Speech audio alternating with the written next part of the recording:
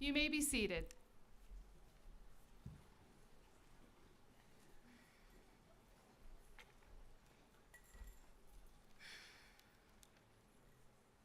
Good afternoon, everyone. Good afternoon. Welcome to our Founders Day. We've gathered together as a community ever since 1898 in order to celebrate Founders Day, when the seminary initiated the observance of a holiday, October 4th, Mary Julia Baldwin's birthday.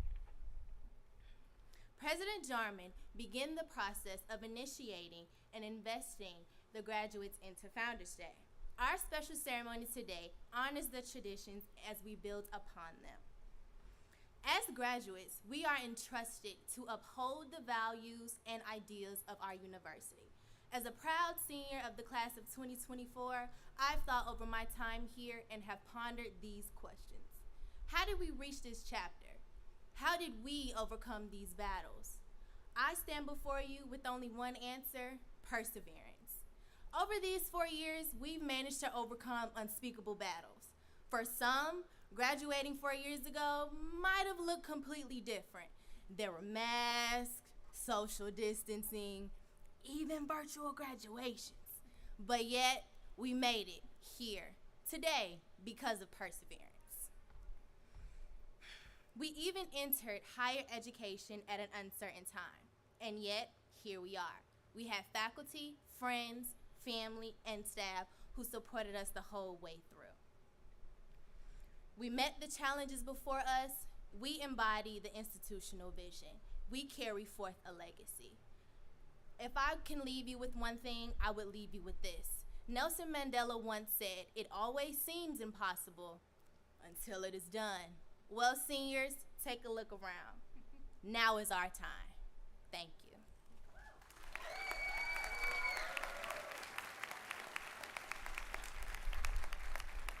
I invite up to the podium Chris Wynn, Senior Class President.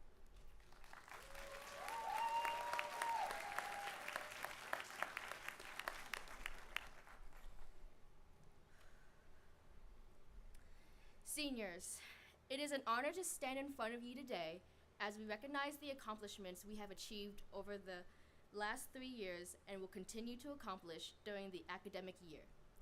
3 years ago, we arrived at Mary Baldwin in August of 2020 with uncertainty of what our college years would look like.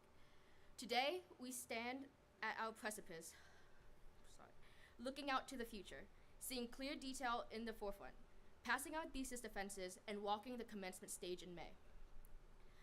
Through any uncertainty, remember your times on the Hill, how freshman year we did not know if we would find our niche, if we would become passionate about academic curriculum enough to declare a major, and yet we found our way through together. We became leaders and scholars and mentors. We became stronger, more confident, and braver. During our freshman convocation, the night before our first day of classes, we were given the class colors of purple and gold. There is no other class like ours, and there will never be another class like ours in the future, but we are woven into the fabric and history of this place. The purple on the medallion represents ambition, creativity, wisdom, pride, and independence. The gold reflects the values of Mary Baldwin: power, generosity, and compassion. In these last 227 days before commencement, let this medallion hang in a prominent space and serve as a reminder of all we will accomplish this year and forevermore as the Mary Baldwin class of 2024. Seniors, you may now don your class medallion.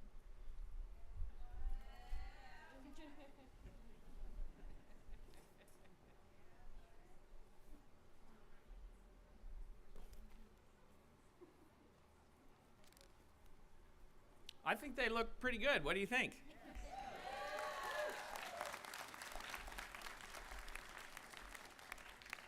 Thank you, Kaya and Chris, for your remarks.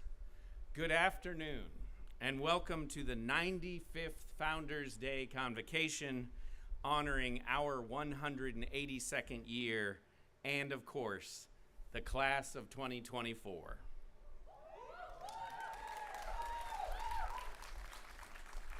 pretty good. We'll see if you can do better. Class of 2024, today, in addition to being fierce, industrious, curious, and resilient fighting squirrels, you officially become seniors. So let's hear it from you. How do you feel? That's more like it. Of course, many others are here today to commemorate this important day. Seniors, part of the message of today's convocation is that you are not alone. We are here for you. So I'd like to ask the members of the classes of 25 and 26 and 27, faculty, staff, family, and guests, could you maybe make some noise to honor our seniors?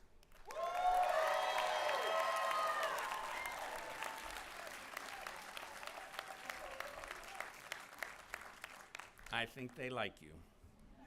This is a day to celebrate, past, present, and future.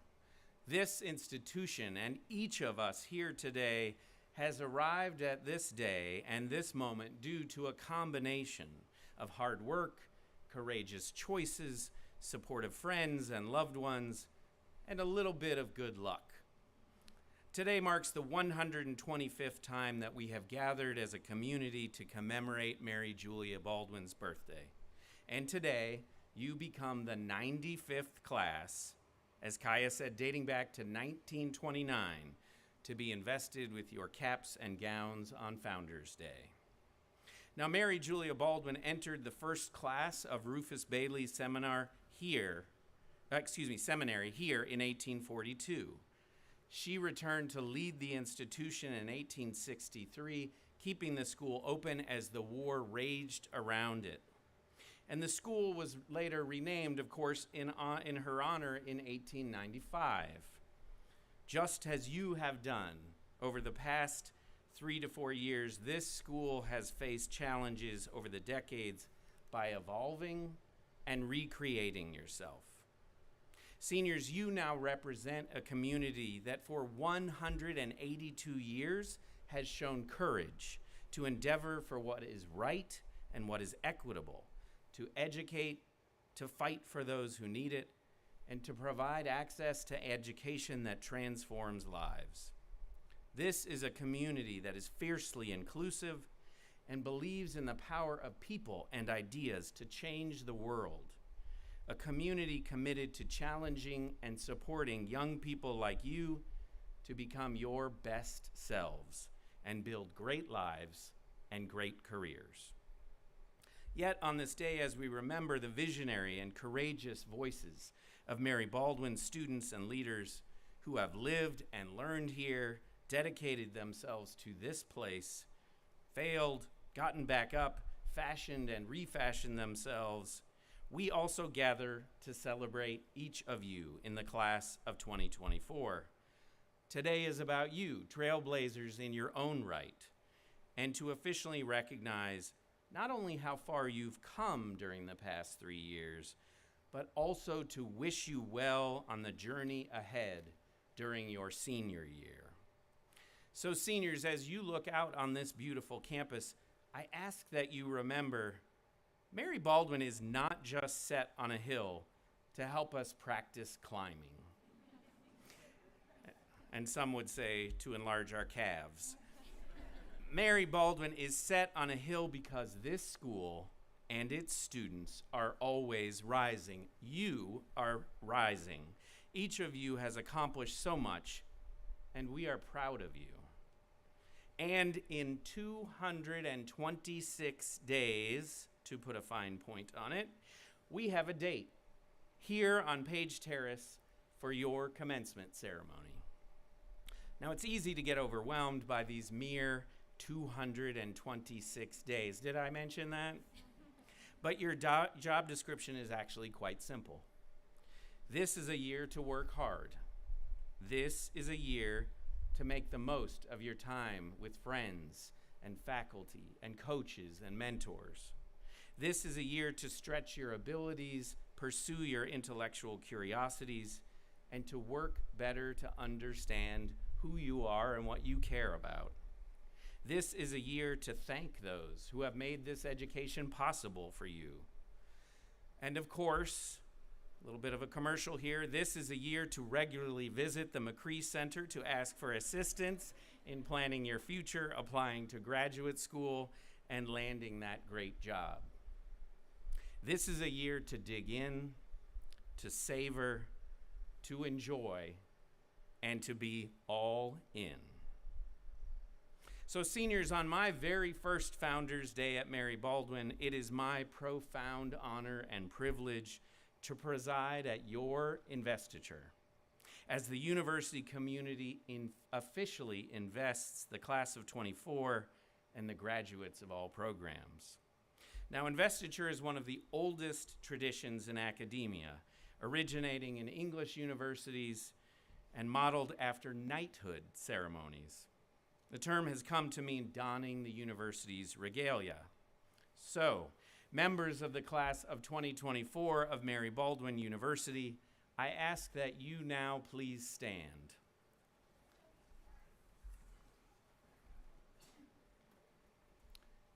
Class of 2024, the question we have for you today is, will you accept investiture, honoring those who came before you, and promising to act with extraordinary courage and boldness of ideas as leaders and future alumni and stewards of this institution?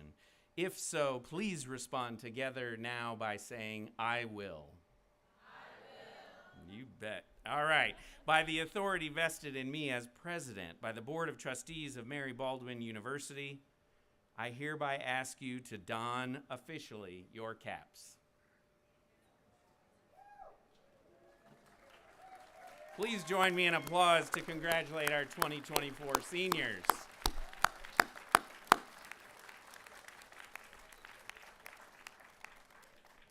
It appears some are getting ready for photos. Please stay standing. Before you're seated, seniors, I'd like to ask all in attendance for your assistance in a new Mary Baldwin tradition. I'd like you to repeat after me. When I say all in, I ask that you repeat it. When I say all in for Mary Baldwin, I'd like you to repeat that. All in. All in. All in for Mary Baldwin. All in for Mary Baldwin. And one more time, all in. All in. Fantastic. Seniors, you may be seated. In your honor, class of 2024, we will now hear 24 chimes of the class of 2015 bell, rung by members of the community to celebrate student accomplishments, and then we will hear remarks from senior Giselle Martinez. Congratulations.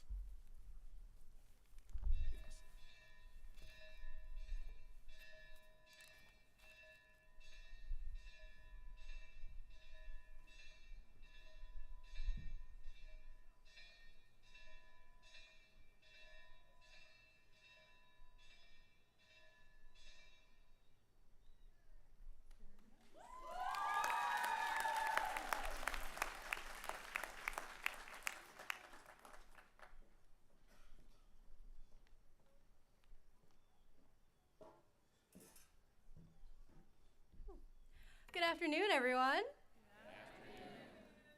First off, I would like to thank all of the Mary Baldwin faculty and staff for being here today to support the class of 2024. This is an important day for the university, but also an incredibly important day for those of us who are now one step closer to graduation. That being said, congratulations to the class of 2024 for making it to this point in their undergraduate career. I'm sure I speak for a lot of us when I say that the journey to this point has been anything but easy. I know for me, it feels like just yesterday I'd moved into Spencer Residence Hall and was worried about finding where all my classes would be.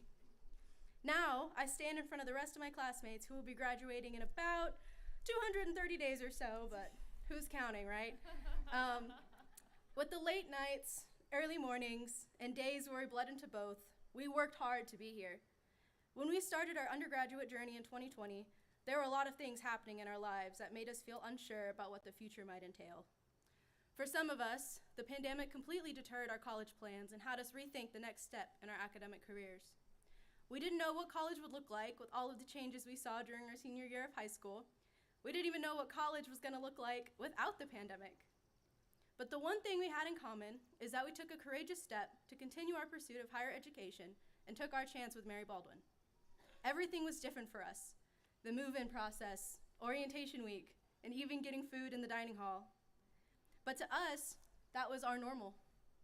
We didn't know what life looked like before we arrived, so we took life as it came at us. For many of us, the reason we came and the reason we stayed are now two very different things. We may have come to Mary Baldwin because it was close to home, or because it was really far from home. Maybe Mary Baldwin had the best program for the major you desired. Maybe you really loved what the athletics program had to offer. Point being, there are so many reasons why we are here. Reasons that are individual to every one of us, but are so important to the reason why we sit here today. I encourage all of you to take a moment and think about your why.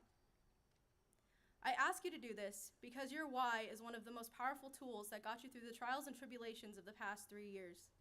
To achieve the goals we made when we first came here, we had to put in the work to achieve them. And when times got hard, the nights got longer, and the assignments piled up, we asked ourselves, why am I here? There are so many answers to that question that will vary between us, and there's not enough time to discuss them all. But perhaps your why is a person in your life who encouraged you to stay. Maybe it is your family back home who didn't have the opportunity to pursue higher education. And maybe your why is simply wanting to be the best person you can be. These answers are what kept you going. That why got you here. As we move on into the rest of our senior year, and even into our lives post-graduation, I encourage you to think about your why often. If that why is a person in your life, a family member, a friend, a professor, I encourage you to thank them for the motivation and inspiration they gave you to be here. The older we get, there will be new goals to be made, and new challenges that we face in our lives when we leave Mary Baldwin.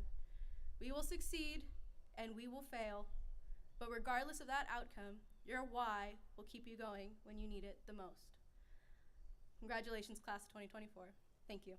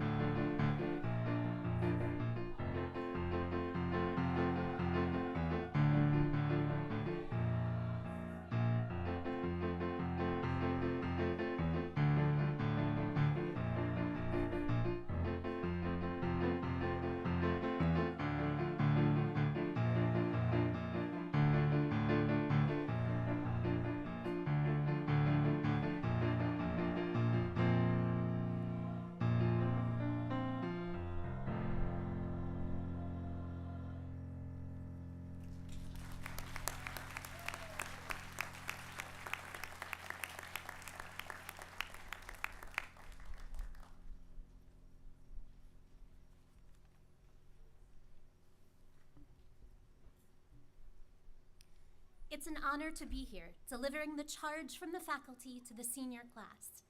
I'm going to begin with some philosophy in honor of this august occasion, but don't worry, it will quickly take a more colorful turn.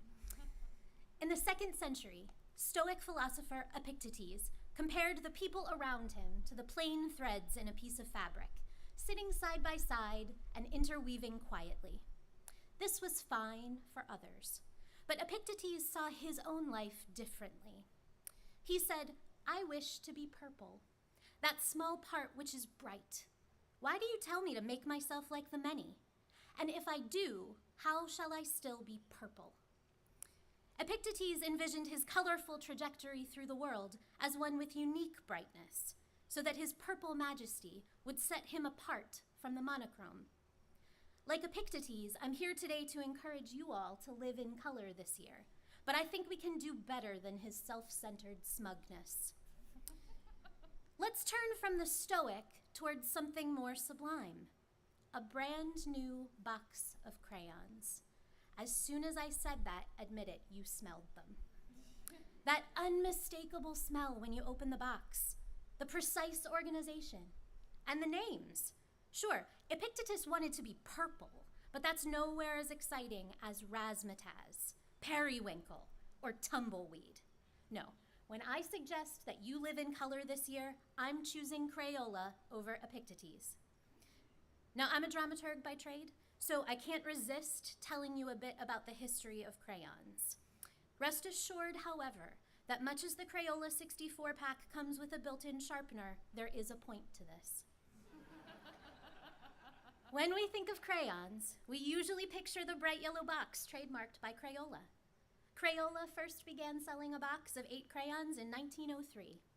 It sold for a nickel and contained black, brown, blue, red, violet, orange, yellow, and green. During the tumult of 2 world wars, however, pigments became difficult to source, and crayons went in and out of production accordingly. In 1950, Crayola introduced a 48-pack, which remained the largest variety on the market until the 64-pack in 1958. Now, it's worth mentioning that even when Crayola wasn't expanding the number of crayons in the pack, they were responsible for thinking about how the shades that were already included related to the world around them. Take, for example, a color introduced in 1950 that used to be called flesh. In 1962, that name was changed to peach. This critical change in language reflects the reality that skin comes in a kaleidoscope of colors, and whiteness should not be privileged above any of them. While the box didn't expand at this time, the understanding of the world contained within it happily did. Now remember, Crayola introduced the 64-pack in 1958 and would not expand it further for over 30 years. That means the 64-pack of crayons was the gold standard until 1990. It is at this point that I am duty-bound to tell you that 1990 is several years after I was born. That means that I was born in the 64 crayon era, but at a pivotal moment in my own childhood, Crayola introduced the box of 96. With the addition of over 30 new colors, Crayola called the 96-pack the big box, and it was. There are times in life when the secrets of the universe crack open in front of you, moments when the horizon expands before your very eyes, and gaining access to 32 new colors in one day is absolutely one of those moments. Cerulean, wild strawberry, timberwolf, dandelion. These colors simply didn't exist until I was 8 years old. Or they did, but I couldn't hold them in my hand or put a name to them. And then, all of a sudden, one day, I could. And my world would never be the same again. So why have I chosen to frame my charge to the senior class around the history of Crayola? Because your time at Mary Baldwin University is your opportunity to expand from 64 crayons to the whole big box. Unlike Epictetus, who wanted to be the only purple thread in an otherwise boring toga, however, you've got the opportunity to become more vibrant alongside your classmates. As a class, you will leave your mark on MBU and on the world in full, glorious color. Your senior year is the perfect moment to run towards the opportunities that excite you and to fill up on experiences. Crayola uses names like Sea Green, Bluetiful, and Dazzle Rose, and these amazing names are great metaphors for enriching the landscape of your own life by trying new things here at MBU. To help you live in color this year, remember that your senior year is the right moment to embrace the challenges that will deepen your understanding of the world around you. Bittersweet, unmellow yellow, shocking pink. It's also your time to pay attention to the vibrancy and richness that surrounds you here, and to imbue yourself with that brightness and light. Sunglow, outrageous orange, purple pizzazz. Take that, Epictetus.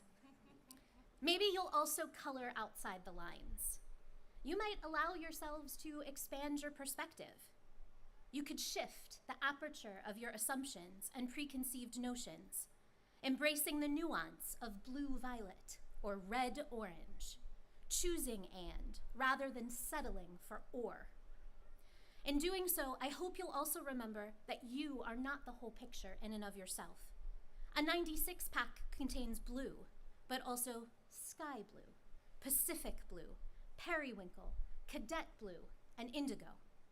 You are not alone, and thankfully, you are not Epictetus.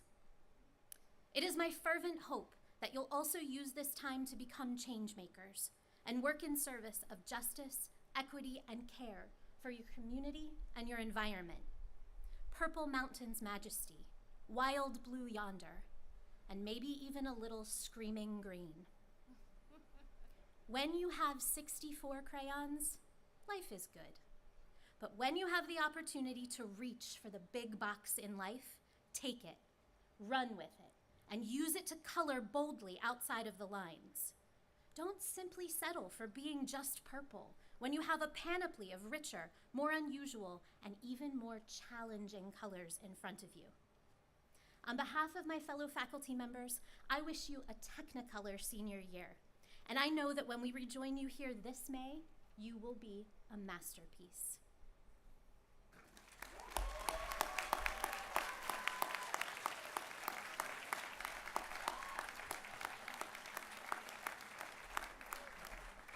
Now, please stand for the singing of a hymn for Mary Baldwin.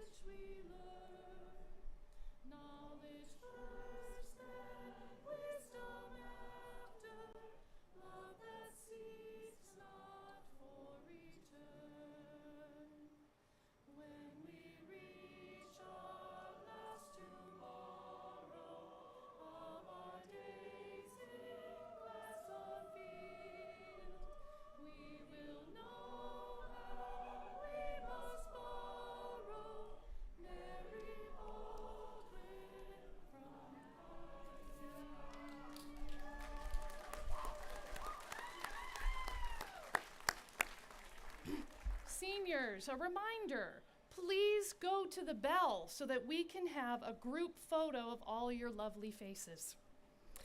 Psalm 121 has been a part of every single Founders Day ceremony. The psalmist anticipates looking to the hills traveling with holiness as a companion along the journey. So I leave us with these words inspired by Psalm 121 and the resilience of the class of 2020. Held in community by day, pathways lit by the cupola at night, our footsteps will not slip. Even through pandemic, through uncertainty and change, as seekers of the sacred, we move on solid ground. Our light eternal never sleeps. It shines even in the darkest depth of ourselves to illuminate our search for beauty and truth.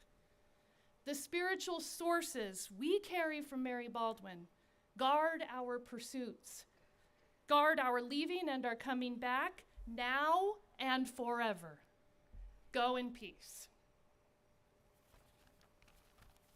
Go ahead, go in peace.